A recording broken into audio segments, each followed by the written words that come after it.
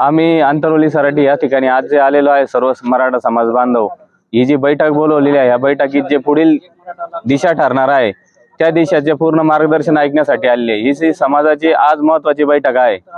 त्या बैठकीमध्ये जे नियोजन होईल त्याचा आम्ही पुरेपूर अंमलबजावणीसाठी आमची पुरेपूर पूर्ण शक्तीनिशी उतरू आणि त्यासाठी वाटेल काय ती करण्याची आमची तयारी आहे। आणि त्यासाठी आमचे सर्व मराठा बांधव कन्नड तालुक्यातून आलेले आहे।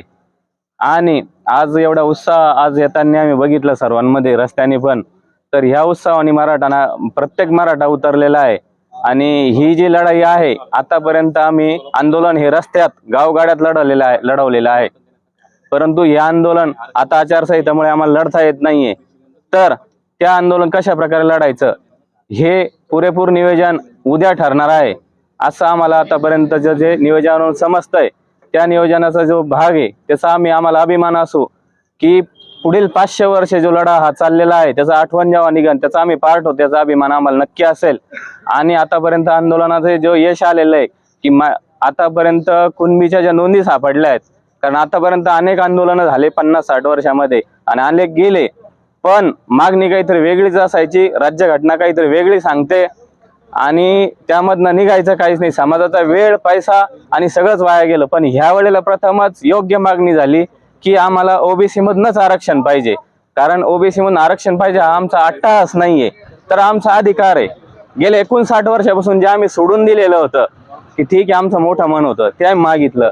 पर्टिक्युलरली बोलायचं तर आम्ही ज्या तालुक्यात नाललंय तर महाराष्ट्रातल्या सर्वात जास्त नोंदी कन्नड तालुक्यात सापडलेल्या आहेत आणि त्या नोंदी स्पष्ट फक्त कुणबी ह्या शब्दातच लिहिलेलं आहे। त्याच्या सॉफ्ट कॉपी आणि हार्ड कॉपी दोन्ही आमच्याकडे आहे।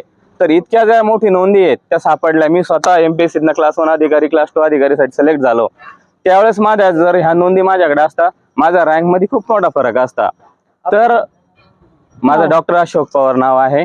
तर अनेक अशा विद्यार्थ्यांचा माझ्या समोर जी 4 ते 5 पिढ्या माझ्या डोळ्यासमोर ज्या बर्बाद झालेल्या आहे त्या पिढ्यांना पहिल्यांदा न्याय भेटलेला आहे। ठीक आहे आमच्यासाठी नाही काम आलं पण येणाऱ्या पिढीसाठी नक्की काम आलेले आणि हे आंदोलनाचं यश आहे आणि हे आंदोलन पुढे चालून 100% समाजाला ओबीसी मध्ये समाविष्ट करत।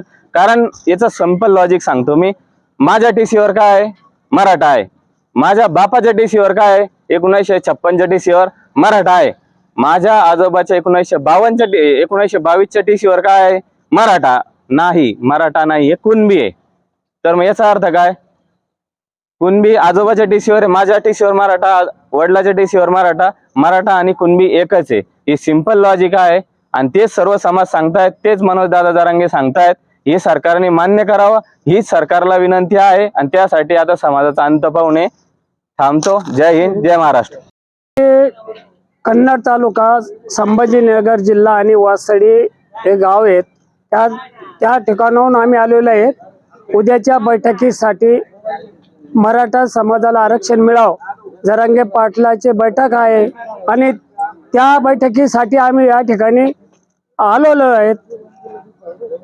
आणि मराठा मुलांना आरक्षण मिळावं यासाठी पाटलाचा जो लढा चालू आहे त्या लढ्याला आपण पाठिंबा सर्वांनी द्यावा यासाठी आम्ही या ठिकाणी आलेलो आहेत।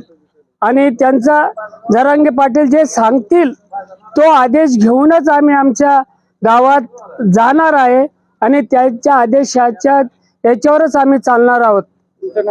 माझं नाव गोविंद केशवराव निकम, राहणार वासडी तालुका, कन्नड जिल्हा, संभाजीनगर।